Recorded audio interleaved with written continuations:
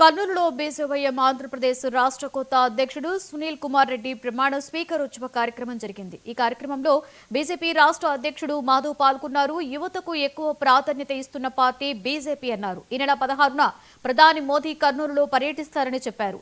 Super GST మీద భారీ బహిరంగ సభ ఉంటుంది అన్నారు. ప్రధానికి జిల్లా ప్రజలు ఘన స్వాగతం పలకాలి అని పిలుపునిచ్చారు.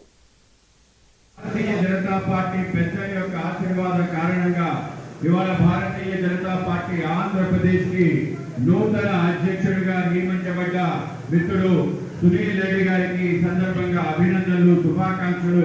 రాబో కాలంలో వల్లే సాధ్యం. యువత ఎక్కువ పార్టీకి వస్తే పార్టీ అంత ప్రగతి సాధిస్తుంది. ఇవాళ దేశవ్యాప్తంగా భారతీయ జనతా పార్టీ కర్నూలులో గొప్ప బహిరంగ సభ జరగబోతుంది. ఆ విధంగా జిఎస్టీ మనందరికీ వరల్లా జిఎస్టీ కారణంగా ఇటువంటి కష్ట సమయంలో కూడా ధరలు తగ్గించిన నరేంద్ర మోడీ గారికి మనందరం స్వాగతం పలకాలా వద్దా? పెద్ద ఎత్తున కర్నూలు రంగరంగ వైభవంగా అలంకరించి ఏ విధంగా మనకి సౌకర్యాలు కల్పించారో రేపు మనందరం కూడా పెద్ద ఎత్తున నరేంద్ర మోడీ గారికి స్వాగతం పలకాలి.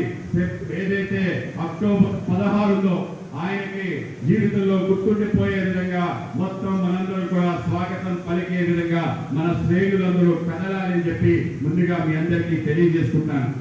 భారతీయ జనతా యువ మోర్చా జిందాబాద్.